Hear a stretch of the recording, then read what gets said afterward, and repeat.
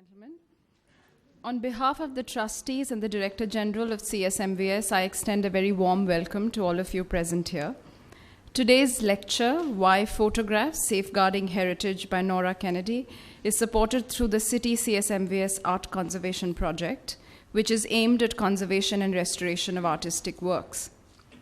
Friends, as a museum of ideas, each time CSMVS establishes a new cultural bond, we share it with our public and our stakeholders. It is part of the multidisciplinary offer of the CSMVS to bring to you new and interesting ideas which are influencing the world. Recently, two of our conservators, Nikhil Ramesh and Dilip Mestri, visited the Metropolitan Museum of Art, New York, as part of the Andrew Mellon Webber Foundation Fellowship, coordinated by the Ministry of Culture. This fellowship was very useful, and through this, our colleagues have learned and contributed to the Photograph Conservation Unit and Object Conservation Unit at the Met. And as an extension of this intellectual exchange, today we have the honor of welcoming Nora Kennedy and her colleague, Marlene. We would like to felicitate both of them. I would request Mrs. Meenal Shirsagar to please felicitate our guests so that we can begin the program. Please come.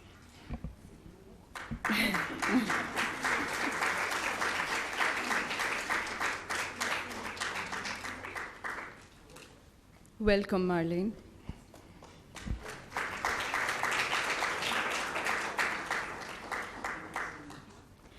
I now request Nikhil to introduce Nora Kennedy before her talk.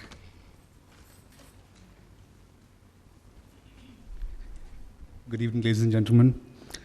It's an absolute pleasure and honor to be standing here before you today, introducing our speaker for the evening. Nora Kennedy is a Sherman Fairchild conservator in charge of photograph conservation at the Metropolitan Museum of Art, New York. During her tenure at the Met, she has worked on more than 100 exhibitions of photographs, published widely, and continues to expand the museum's initiative in education and research. Nora also serves as adjunct faculty of the New York University Institute of Fine Arts Conservation Center, where she provides education training in the technical history of photography and preservation to conservation and art history students. In addition to these roles, Nora was instrumental in the conception and execution of Middle East Photograph Preservation Initiative, along with partners at the University of Delaware, the Arab Image Foundation, and the Getty Conservation Institute. It was a project to provide preservation training for collection keepers throughout the Middle East. And with this, I would like to now welcome Nora on stage. Ladies and gentlemen, round of applause. Well, I can't even begin to tell you what an absolute pleasure it is to be here in Mumbai today. This is my first visit and my colleague Marlene's first visit to your beautiful city, and we really are just awed by it. I'd like to thank, of course, my colleagues here at the Chhatrapati Shivaji Maharaj Vastu Sangrahalaya.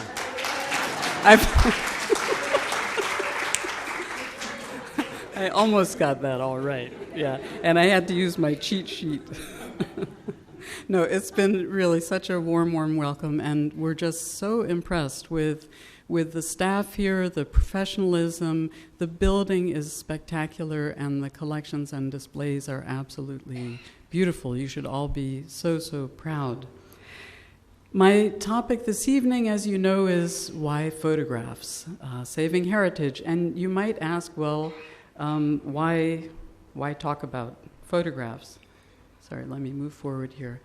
And the reason is that in this country, in India, as well as in many other countries around the world, there is such a rich heritage. There is such deep art history, and it's represented by so many monuments, by sculptures, by paintings, by textiles. So photographs, which appear on the scene only in 1839, are really a very small portion of that massive spectrum of art history. And so often they're just kind of forgotten. And I'm showing an image here. All of you will recognize, I'm sure, the Elephanta Caves, which we were taken to by our fabulous tour guides, Vaidehi and Nikhil, yesterday. And we were grateful that it was an overcast day, climbing that hill. So the way I'm going to go about this evening is to do a what, why, how type of scenario. First of all, what are photographs? When I say photographs, what am I talking about? Are we including analog and digital? What are some of the materials that make them up? And then why? Why do we value them? Why should we value them? And I'm going to bring up a number of reasons why I value photographs, why I think people should value photographs. I think you'll see that I'm completely passionate about this topic, not very objective. But I'd like also to hear from you. I think there'll be time at the end of the talk for discussion. I'd like to hear from you as well why you value photographs. And then finally, I'll finish up with just a very brief discussion of how. What do we do to try to preserve them? But I won't go into a lot of detail because that is a topic for a much larger subject. So what? What are we talking about here? These days, photography looks more like this, right? When was the last time you saw a camera, an actual camera? I think in the last couple days I've seen maybe two. But pretty much everybody has one of these, and we're taking pictures all the time, all the time, all the time. This is a woman photographing her children on the first day of school, some of them apparently more willingly than others. This was on the boat ride over to the Elephanta Caves. This group of young men, I think they took 28 selfies just on that one boat trip. And the selfie, I mean, it's a phenomenon, right? This is my partner Peter and myself, selfies. And I admit this is a bit of an aberration.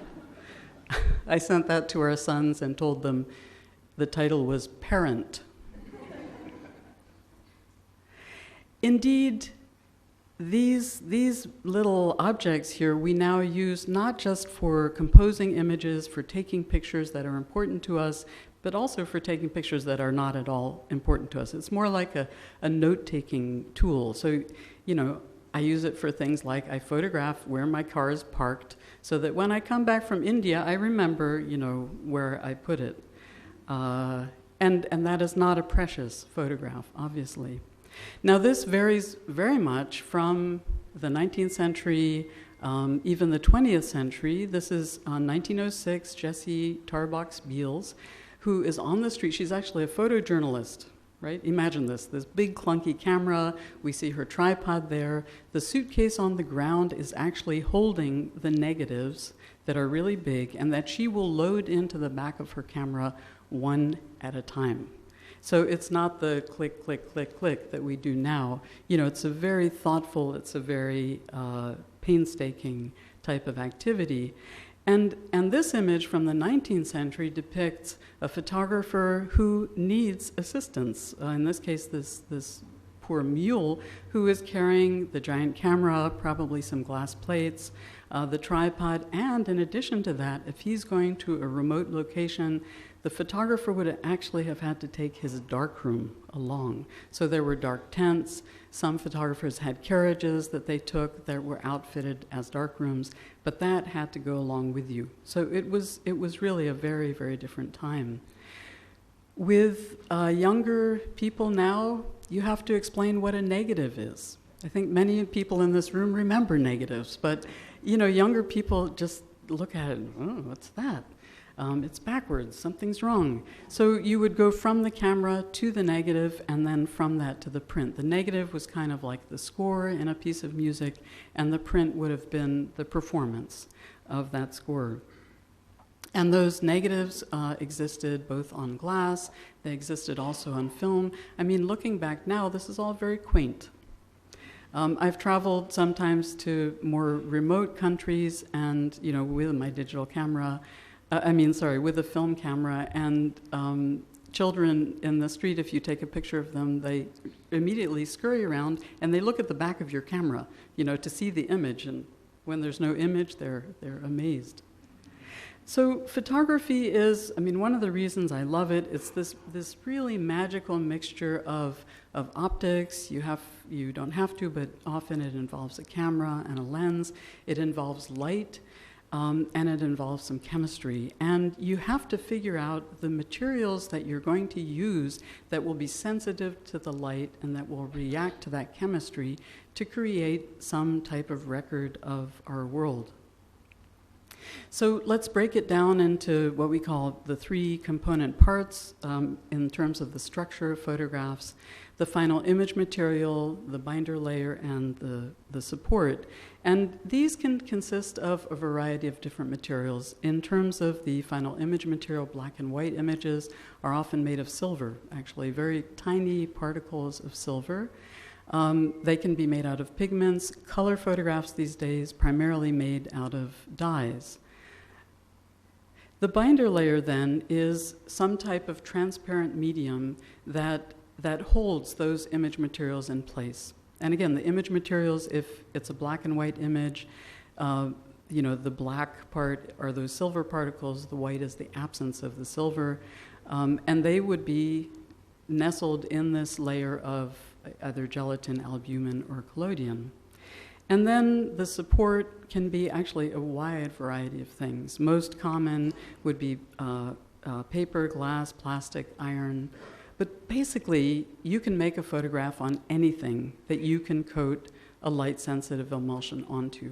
I mean, we could paint the stage out with a light-sensitive emulsion. We'd have to do it in the dark, and then we could put something on it, take it outside, expose it, bring it back in, and process it, and we would have a photograph. It's pretty cool.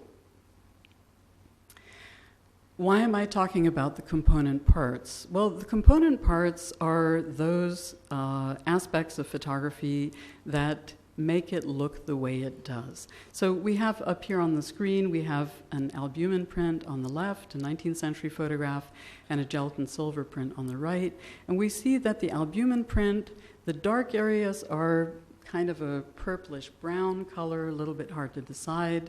The light areas appear a bit yellowish, they're warm in tone. Whereas in the gelatin silver print on the right, the whites are really white, white, white. They're fairly bright, and the dark areas are quite neutral.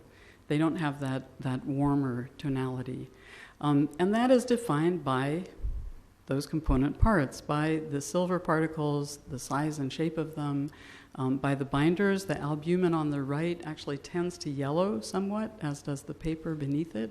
And so it has that typical 19th century patina, whereas the gelatin that holds the silver materials on the right doesn't yellow so much.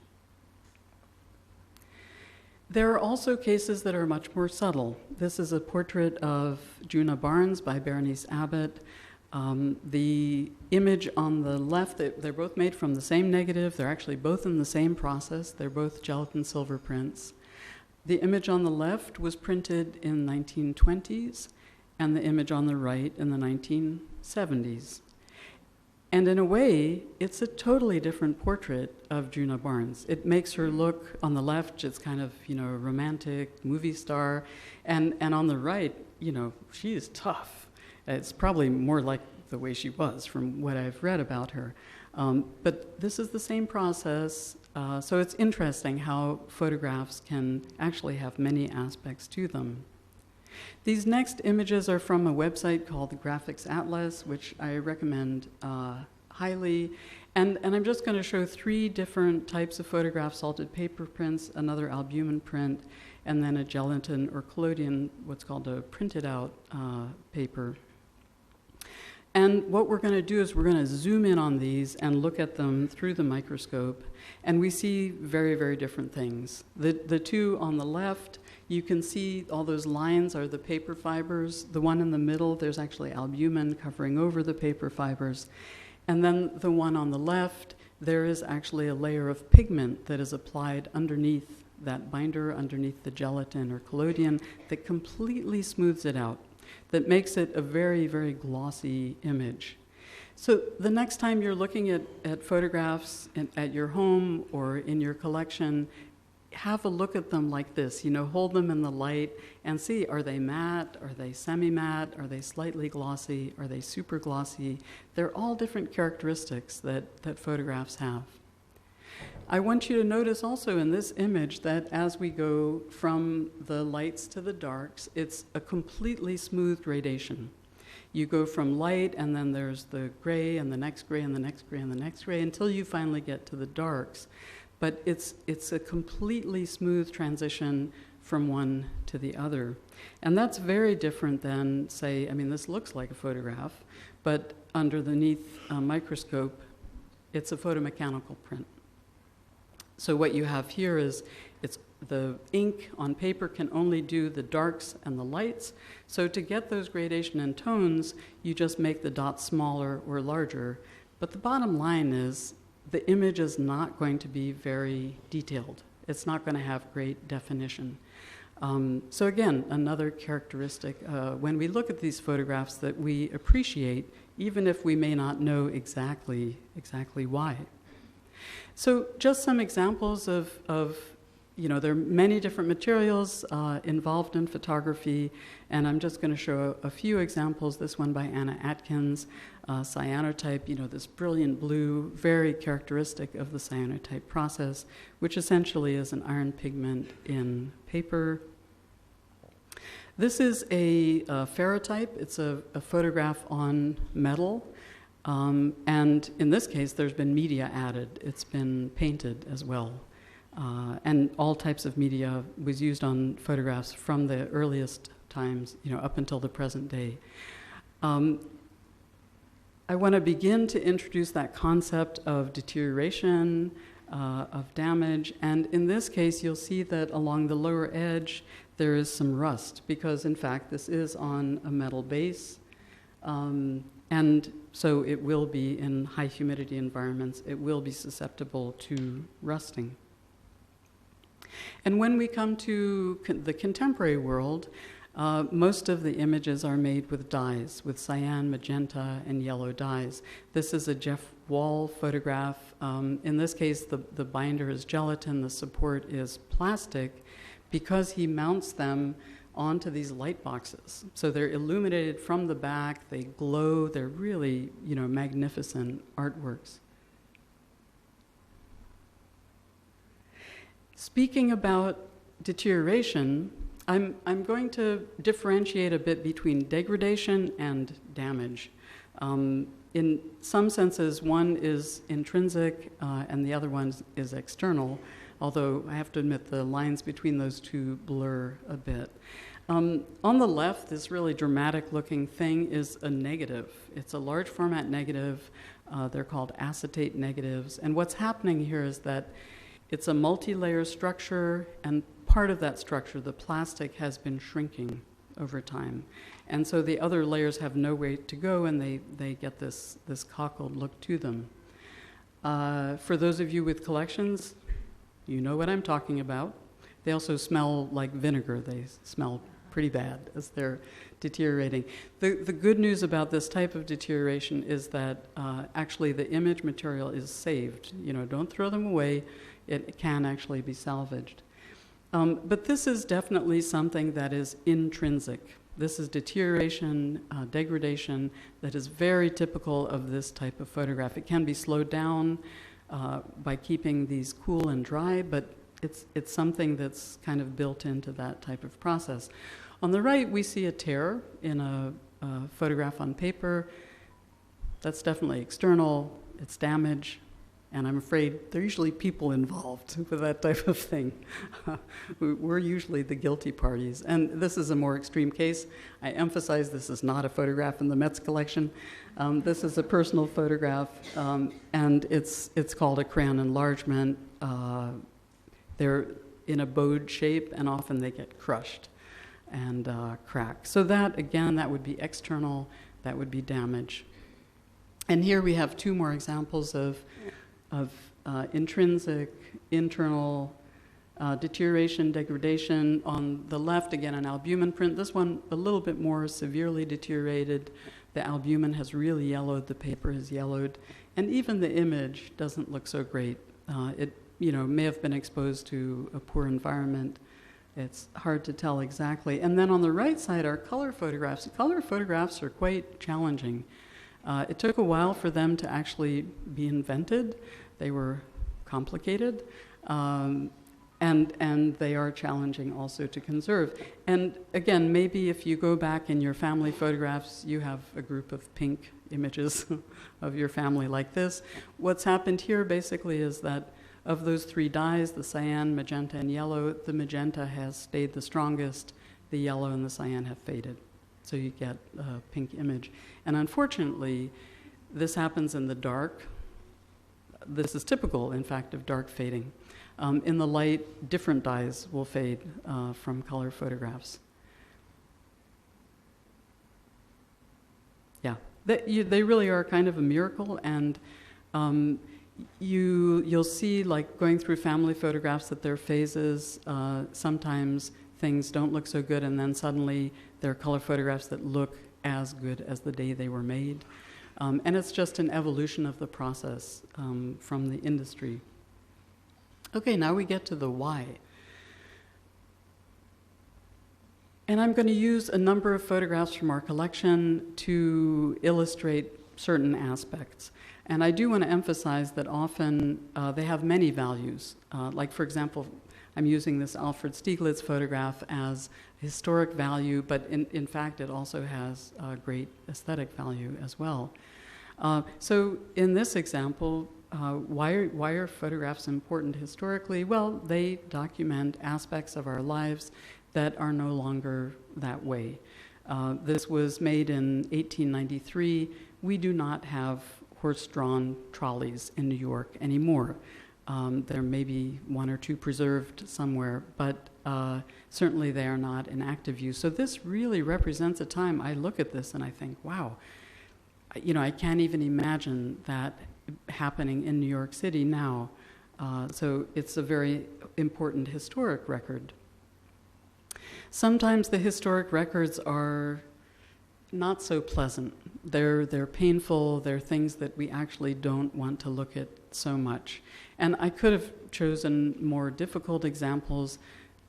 I think this one is bad enough. But this was taken in 1865 when the United States was in the Civil War, when the Northerners were fighting the Southerners. It was really a grisly, gruesome period in our history.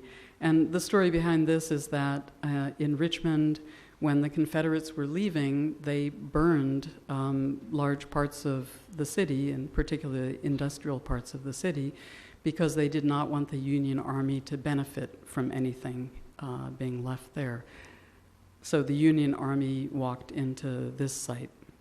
Really a very, again, it's historic. There are also real aesthetic aspects to this. A beautiful, haunting image. And that brings us to aesthetic. And I've chosen a portrait of Mrs. Philip Lidig by Edward Steichen for it. It's one of my favorite images at the Met. It's a portrait of her. He was commissioned to do a portrait of her, but imagine, this is not a passport photo.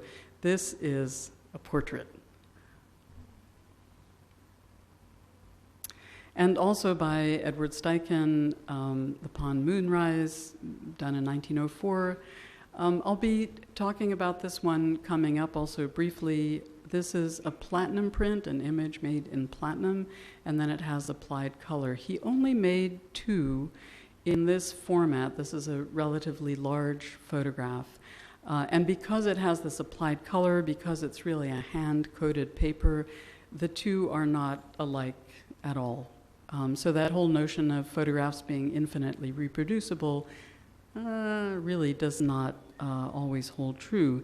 And that brings me to monetary value. Here's a conservator on stage talking about money.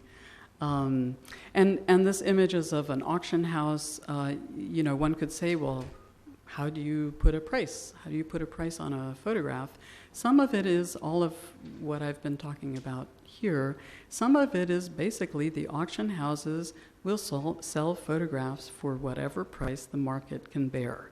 And sometimes that price goes really shockingly high. One aspect that the auction houses do look at, and we at the museum certainly look at as well, is provenance. So that same photograph that I showed you just a moment ago, it has this label that is in Alfred Stieglitz's hand. So Edward Steichen sold this photograph to Alfred Stieglitz, and Alfred Stieglitz then passed it along to the museum. It's a very clean, clear provenance, and of course that's incredibly important. Oops, there we go. Another aspect of value is condition, and I'm showing these somewhat ironically, I guess. Cindy Sherman using herself as the model in both cases. The image on the right is the depiction of herself as a corpse. So sorry, I decided to use that one for condition. And on the left, I chose that one because it looks very orange, but in fact, she intended it to be that orange. So these are both in really exquisite condition. And I have some auction figures here. So the one on the right sold in 2010 for almost $3 million. Wow. And the one on the left a year later for almost $4 million. Wow. Amazing. So the prices are astonishing, and I would say it's particularly true of contemporary photography. Another form of value is the uniqueness or the rarity of a photograph. This looks like, this one clearly is not in great condition. This is another ferrotype, a tintype. We don't know who the photographer is. It would have more value if it had a photographer's name attached to it. But tintype, and in that process, there is no negative. There's only the one unique process, positive.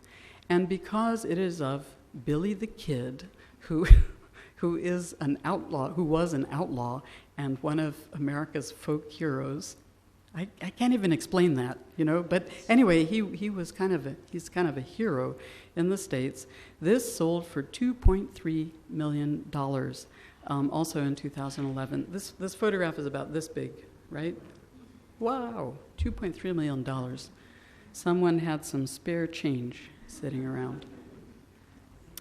And I mentioned just briefly the time frame. Sometimes you would think, well, okay, older photographs are going to be more rare, they're going to be more unique, more unusual. Certainly with the advent of digital photography and to some degree the end of analog photography is now this period that is really important, right? It's represented by these really fabulous photographs that will not come again, essentially.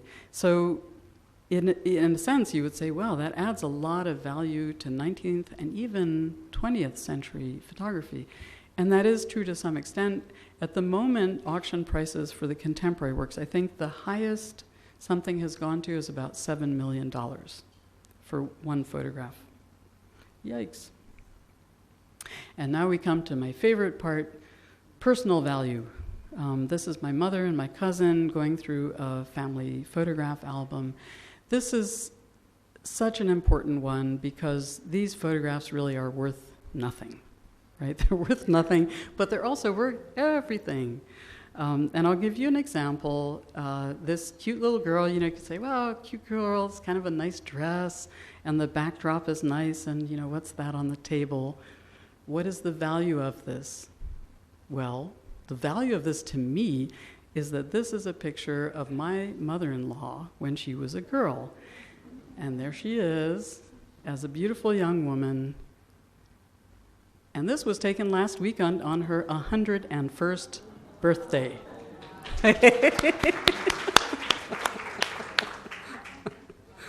So these images mean really nothing to anyone else, right? But to me, to my husband, to my family, they mean the world. Irreplaceable. And now we come to the image of that has been used for the advertisement. This is a photograph in our collection. In our collection, it's actually listed as unknown photographer, and then there's a description. So we don't have a lot of information about it. So what value do you put on this? What value do I put on this? What value does my museum put on this? Certainly aesthetic value, right? It's a gorgeous image. I love the women, but the backdrop is beautiful, and it's so interesting that the photographer left the side of the backdrop showing. It's supposed to be representing an outside scene, but then you see, oh no, this is a backdrop in a studio. It must have some historic value as well. You may be able to tell me what that historic value is. The condition is superb. This is an albumin print that looks like it was made yesterday. It was not made yesterday, but it is absolutely gorgeous. And then, we come to, rarity. I don't know. Maybe you know. And monetary value, I have no idea, really. And I guess, technically, as a conservator, I'm not supposed to be thinking about monetary value anyway. So, what value does it have? And then we come to the how. How do we save these images? How do we preserve them? How do we ensure that we will be passing these on to our children, to our grandchildren, and to their children? Excuse me. One way is appreciation. These are some images from the Middle East Photograph Preservation Initiative. And when we did workshops there, one of the things we did was have people actually make some 19th century photographs. So, and you can see the smile on her face is just like, wow, this is happening, it's really happening. And we teach our colleagues how to identify the different photographs, and they do gain this real appreciation for the wide variety of possible photographs and all the different things that they represent. Another thing is awareness. Sometimes people don't really know where their collection is. They don't know where other collections in the city are. They don't know what those collections contain. There's no inventory, there's no list. So just an awareness of like, wow, what do I have? What is it? What does it represent? Which are the important photographs? Which are the less important photographs? Just an awareness of all of that is a very good step. And then there's respect. Respect. This is my friend Pramod, and you can see even without having this being a moving image, at the time he was with the Al-Qazi collection, he's wearing gloves, not only gloves, but clean gloves. He's holding the album at an angle like this so that it doesn't break the spine. So even just watching him handle this album, you think, wow, this must be something really special. If you show respect for these objects, other people will catch on that there's something important going on here. Careful handling is very important. Like I mentioned, that one photograph with the tear, people, we are sometimes the guilty ones. We don't always mean to, but, I had someone come to me one time who was very apologetic and said he had sat on a family photograph that was framed, so it was in glass, and, he's like, oh, I'm so sorry, I sat on my photograph. Careful handling is important. In this case, Hanako is handling this photograph in a mat and mount. That's sort of a Cadillac way of having works of art. But you can also house them in plastic. These housings are going to help protect the photographs while you're handling them.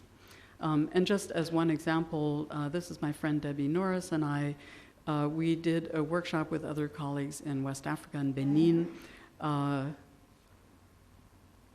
Sorry, just a side story here. Debbie and I both love colors. And so you can imagine I'm very happy to be in India. Just seeing what everybody's wearing is fantastic. But boy, Benin was fantastic. Stepping out of the airport, everyone's dressed in colors. Wonderful. Okay, back to the talk. So here you see that we're helping them helping our colleagues there identify the different photographic types. But the photographs are all wrapped in those plastic sleeves, so that gives them protection, even though we want them, of course, to look at them closely and even open up the sleeves. And in the work in the Middle East, we shared examples of good quality papers and matboard and plastics and so on, but we really emphasized very practical things like teaching everyone very simple tests that they could do with materials that they could readily buy in their countries, so that they could go to a local store and buy a handmade paper or buy another type of paper or plastic. And they could do these tests and figure out whether it was something that they could use on their photographs. It's an empowerment, really, and an idea that you have to have practical solutions. You can't tell people, this is the ideal and everything below that, you're doing something wrong. That's just not true. Talking about ideals, this is one of our storage areas at the Met. This is a cool storage vault. It's at 50 degrees Fahrenheit, where we store the negatives that represent the history of the museum. So it's the negatives from the 1880s onward that document the works of art, but also the spaces, the buildings, the activities of the museum. So it's important not only to us, to the history of our museum, but honestly to the history of museums around the world. This is an ideal. We were able to get this, I think it took us about 10 years to get the money and, to do the installation. And I will say, I've been at the Met 27 years, and it was only a year ago that we got good quality, cool, cold, and freezer storage for our fine art photographs. It takes time. These are big steps, and it takes time. But we also have room temperature storage, and if you can't afford cold storage, if it's just an impractical thing, there are other solutions. There's the notion of wrapping things. I used to talk about my mother's under-the-bed storage, where she would have albums in boxes and then in another box stacked on top of each other, shoved under the bed. It got a little dusty under there, but basically they were well protected from the environment, from changes in the environment. We also monitor photographs while on exhibition. Richard is taking a light level reading here just to make sure they don't get too much light. Again, as a conservator, I don't see us as the people standing in the way of exhibitions. I see us more as the facilitators. We love photography. We want people to see it, but we also want people in the future to see it. So we try to figure out creative solutions to showing things without causing damage to them. And then integrated pest management. This mouse apparently has figured out a way against integrated pest management. A lot of these preservation methods are really common sense. Things like, don't eat in the area where you're storing or working with your photographs. When you throw away the garbage from food garbage, keep it in a separate trash can that's, at a distance, and empty that out every day. It's very common sense things. I'm going to point you in the direction of publications and online resources. My friend Bertrand with 2 of his books and 1 by Jim Riley. There are really some great, great books out there now. This didn't used to be true, but it is true now. But here are some sites to visit, and feel free. I left some business cards in the back, also a brochure about photograph conservation at the Met. If you want a list of these, if you want a bibliography, I'm happy to send it out. Just email me, and I'll be sure to send that out. So this is one, the Image Permanence Institute, the Graphics Atlas, a great tool for learning about how to identify different photographic processes. You can compare different processes. It has little videos to show you the gloss, the surface characteristics. Terrific site. The MEPI, the Middle East Photograph Preservation Initiative I mentioned, they have a wonderful website. They've been augmenting it a lot, actually, recently. So this has a lot of resources, articles, websites. It also has some of our course outlines. So like if you're curious about those tests that we used for testing papers and plastics, that material should be available there. And then finally, this is something I'm so proud of, the photochemistry lecture series. I know this won't appeal to probably a lot of people in the audience, but photographic chemistry, because analog photography is disappearing, is also is knowledge and information that is being lost. You can read a book. You can always read a book. But these are lectures given by a professor at Rochester Institute of Technology. We're beginning with the silver image processes. The older courses that have been up for a while are accessible for free, so you've got nothing to lose. You don't have to have a strong background in chemistry, but we do have recommendations for catching up on some things if it's of interest. And then we are working on this continuously. So I think the newest group of lectures will be published in about a year. It keeps going. It's a good project. Well, we're at the end of my talk here, and I hope that I've imparted in some way some of the things that I value about photography, some of the reasons that I think it's important and compelling. I'm actually, I just love this image, and I thought, what if I had chosen a different image and put it on the advertisement? Would anyone have shown up? I think this image is just, people want to look at it. It's so beautiful. So I'd love to, I'm going to finish up here now, but I'd love to hear more from you, to hear your thoughts about photography and its value and how we can save it. And I just want to conclude by thanking Dr. Moji, the Friends of the Museum. Wow, what a fantastic group. Anupam, also Vaidehi, Nikhil, and of course Dilip, who have all been so warm and welcoming and have made, really, the trip here has been such a pleasure. I just want to move here. Finished.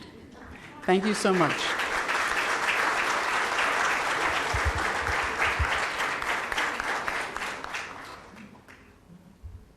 There is a microphone. It's coming around here. Super. You're not touched base on digital? Digital images. Thank you for bringing that up. I spoke with a reporter earlier this evening, and one of her questions was, how has digital affected your preservation practices? Like, has it helped in terms of preserving images?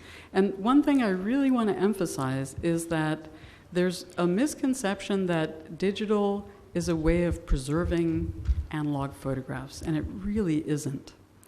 It really isn't. Because then you have a digital file that you have to pay attention to. We all know, we've all had those dramatic mistakes with our own either digital image or other digital assets where you do something and suddenly it's gone. And it's not just like temporarily disappeared, it's just gone. It's dramatic and absolute.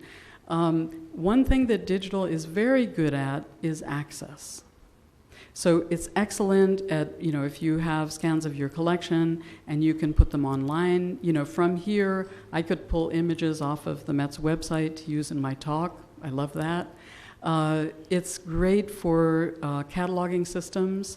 We have a cataloging system where you get information, typed out information, but you also get an image.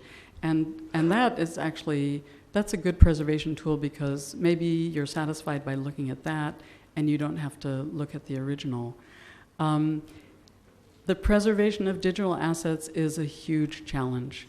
We, at the Met, one of the things, when my department was established 3 years ago, we also took on the preservation of what's called time-based media, so video, audio, software-based works, that type of thing. And we didn't take it on because I knew anything about it. I'm really not an expert, but it was clear that someone needed to do something. We were collecting at an increasing rate. We didn't know what we were doing. So I took that on, and we have been working very closely with our digital department and our IS&T, the Information Services and Technology, because they're integral to that. And, we've come to realize we have an infrastructure that is appropriate essentially for a business. We do make backup tapes and we send them off site, so we do migration, we do keep track of things. But we're now storing artworks And not only that, we're creating images daily. Our photo studio works like crazy, making these huge files, beautiful images. We make videos also in-house, and our system is not robust enough to sustain that. You know, we all know the digital revolution. It took over much quicker than we expected, and it is everywhere. Everything is digital.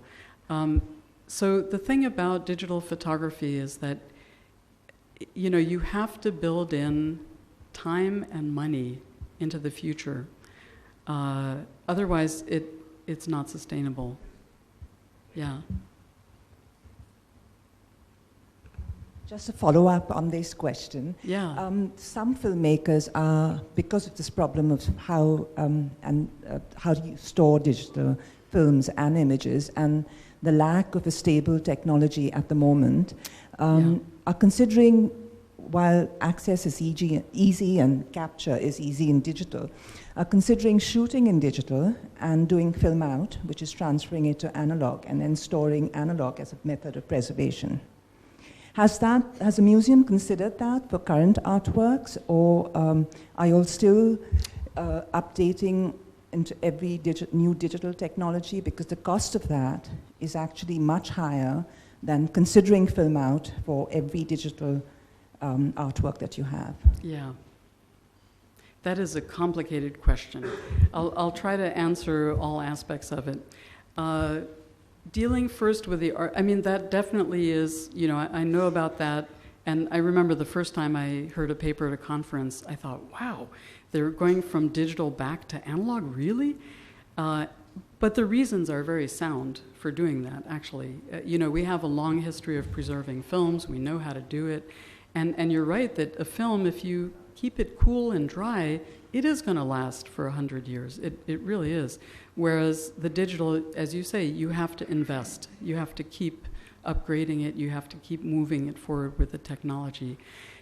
It becomes complicated at the museum when you talk about artworks, because every artist has a different idea about how they want their work to be conveyed.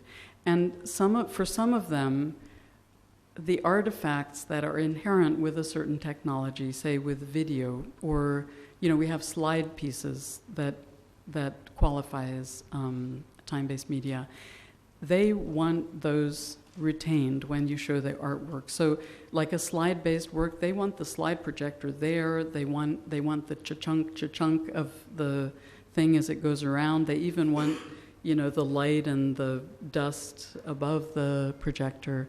They want that whole experience. So if you can figure out a way of presenting that artwork and maintaining that impression, sometimes, you know, they'll accept that.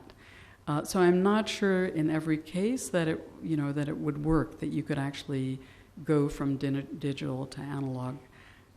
So I guess what I would say is, for the artwork at least, we're making it a priority to make our infrastructure more robust and to support the digital assets digitally.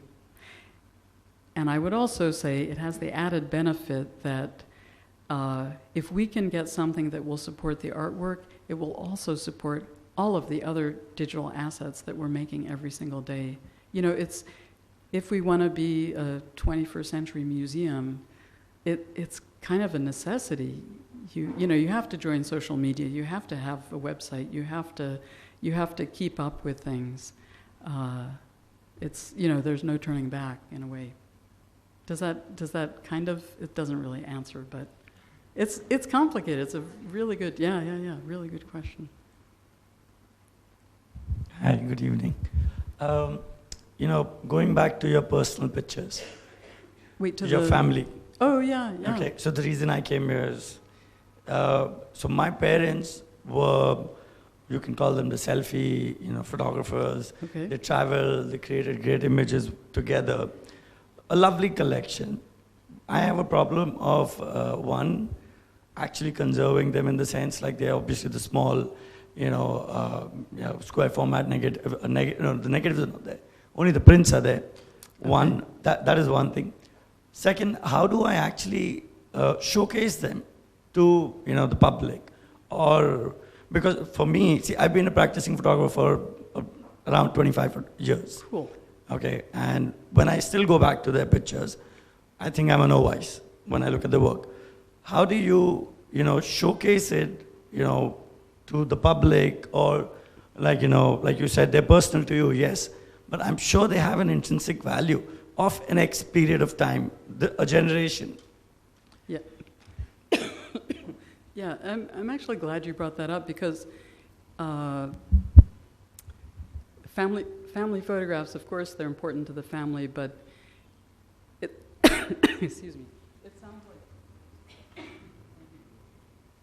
sounds like in your case, and I'm sure in other cases as well, there is much more value to them, depending on what they were doing, where they were going, or how they were doing it also. I mean, it sounds actually like a fascinating group. So, just to cut you, what they've done is actually, in those days, they used to dress up almost like film stars, and go on, when they would be on their honeymoons, on their trips, they would actually be creating portraits of themselves.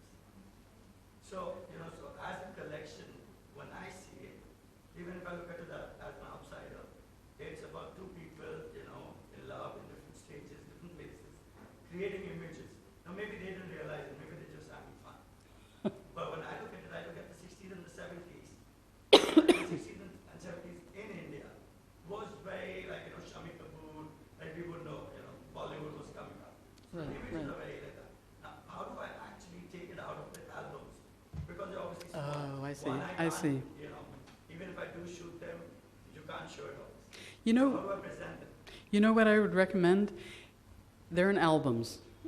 All of them are in albums. Keep them in the albums. That's how your parents wanted them to be shown, right? Keep them in the albums. But you're a photographer. There are many different ways of showcasing them. Honestly, I would say make images of them. Make prints, maybe that are slightly larger. You could leave that. If you have an exhibition, you could show the larger images, but show the album too, right? Because the album is something incredibly precious, and it sounds like they're two artists, and the album is part of the way that they're presenting their work, and of course they're online. I don't know if you're interested in that, but there are all kinds of ways of exhibiting photographs online. That sounds like a very cool exhibition. Maybe you should talk to some art galleries or some museums. Hi, Nora. Hey.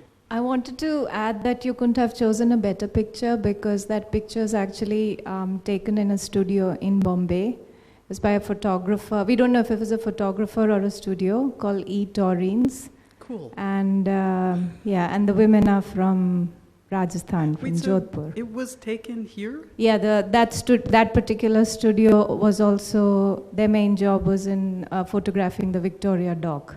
Oh, so just a bit goodness. of information. Oh, that's great. Now you. And do you know? Yeah, really, more applause. Do you know anything more about the photographer? Yeah, he was a prolific studio photographer, but he also photographed the coming up of the Victoria Dock, which was one of the docks that came alongside.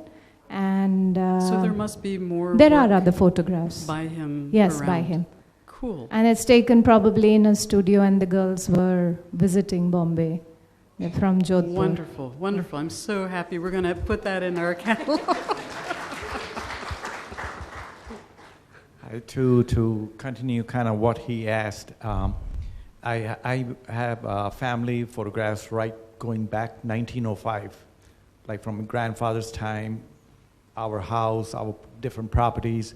And like you said, you can see history because what the property was then and what it is now, and you can see the whole area has changed completely.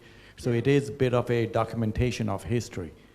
So just to ask a technical question, in a climate like Bombay where it's warm and humid, what would be a few basic tips that you say to preserve these old photographs that just do these few basic things, you should be okay for some time? Yeah.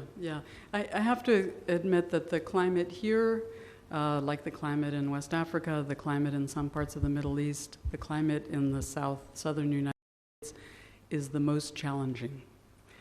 because with heat and humidity, the heat basically speeds up any negative reactions that are going to happen. With the humidity, you all know this, you get mold, you get more insect activity and so on. I would recommend, keep them basically as cool, as dry as you can. Like in your current living situation, if the photographs are there, figure out the room that has the most benign conditions. Maybe something at the center of the house. Keep the air moving. I noticed here at the museum there are a lot of fans. That's a good thing. Mold tends not to grow if the air is moving. If you have that, sitting humid air, it's a problem. I was actually interested. I was looking at some photographs from the collection here, and in a number of cases, actually, the photographs were in remarkably good condition.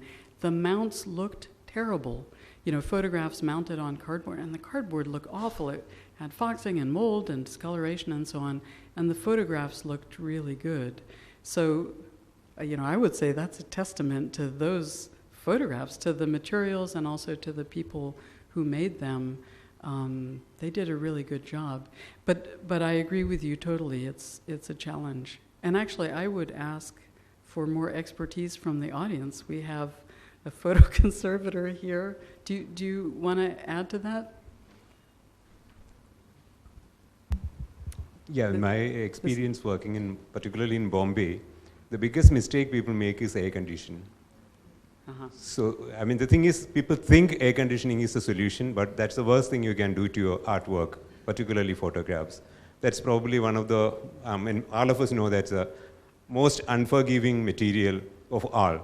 And because the space is meant to be air conditioned, and this air conditioning is not meant for the objects, it's meant for the people who are living there. It's only air conditioned, it's on only for a period when the people are there. Yeah. And that's also set to a condition which is comfortable for the people. Especially when already there's a humidity. When you reduce the temperature, there's going to be condensation and all those. And since the space is meant to be air conditioned, the windows and doors are never opened and circulated. So the high humidity, low temperature, condensation, and stagnant air, that's the worst thing you can do. So if possible, no to air condition.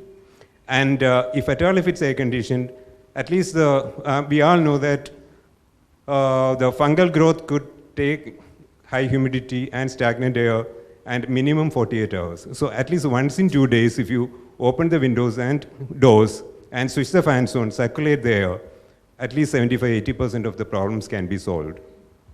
There you go. Thank you, Giri.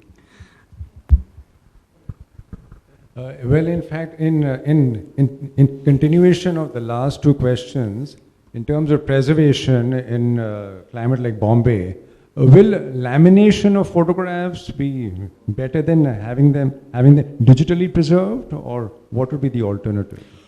No. The answer is very simple. No. No, sorry. Sometimes I get calls from people and they say, is there a spray that I can spray on my photographs that will, and I say, I wish there were magic spray, it says magic spray. No. Yeah, it doesn't work. Okay, very well, thanks. But thank you for asking.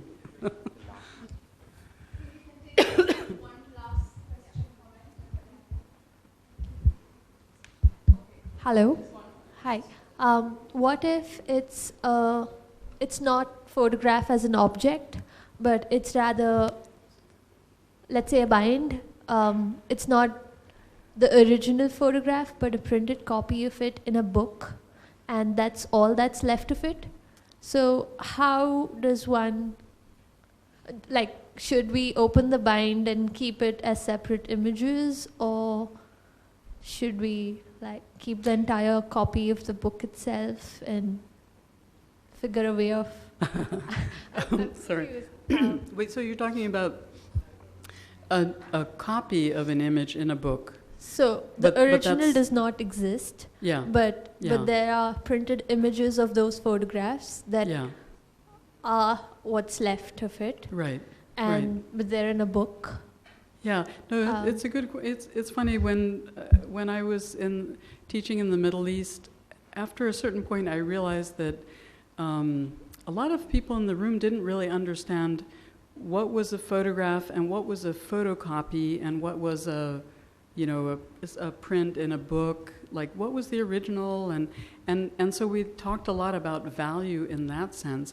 And what's actually interesting is that if the original doesn't exist anymore and all you have is a bad photocopy or something in a book, suddenly the importance of that object goes up. I'm in favor of keeping the context. If it's in the book, like if you take it out, then somebody may find it later, but they won't know where it's from, So I'm in favor of keeping it in the book. But you're right, that could become the important thing. If I could just bring up one thing, there was a question actually before the talks about, all the selfies that people are taking. And I think I've seen graphs of picture taking, and, it goes like this. People take more and more pictures. Maybe in, 1900s, it goes up a bit. And then with the digital age, it just goes boom, like that. It just goes, way up. Because people are just taking millions of images every day. And people have said, well, are those going to last? And, my response usually is, well, what do you do with the images on your phone? And the answer was I put them on Instagram, and, I delete the ones that I don't need anymore. And that's what's going to happen to your images. No, unless you really pay attention to your digital images, they're not going to be around anymore. And maybe that's okay, because there are millions of images out there now. Maybe it's okay if we lose some of them. But I would say, and again, I'm actually interested in what people think about this here. In the States, we always say, if there's an important image on your phone, make a print of it. Make a physical version of that image so that it can go into the future. I don't know in Bombay, high humidity, high temperatures, I don't know if you would give that same advice. But definitely anything that's important to you, anything that documents important times in your life, be sure you back it up, be sure you keep migrating it, and be sure you tell your children, the rest of your family, where those images are, because, it could be very easy to lose them, lose the important ones. Anyway, thank you all so much. Is there one more? One more. Wait, one more. Okay. What does one do when a positive image is stuck to a butter paper or two images are stuck to each other? You call a conservator. Yeah, Giri will give you his business card. You pay the conservator, exactly. Yes. There was a time when we were all taking a lot of color transparency. Oh, yeah. And color transparency just tend to, at least in Bombay, whether they tend to get fungus and Oh, yeah. So what do you suggest for preserving color transparency? Call Giri. Giri came here today to get a lot of business. No, honestly, that's a really tough question, because the fungus does tend to, it kind of digests the gelatin.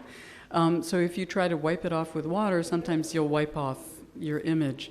I have to admit, one of our fellows, she just went to a workshop in Portugal to talk about exactly this, how to clean color transparencies. And she came back and I left, and she said, oh, I learned some great things, and I haven't heard them yet. So when I go back, I may learn an answer to your question, but honestly, I do not have one now. It's a tough one. Do you deal with this? Is there a quick answer? Yes, okay. That's a quick answer. Are we...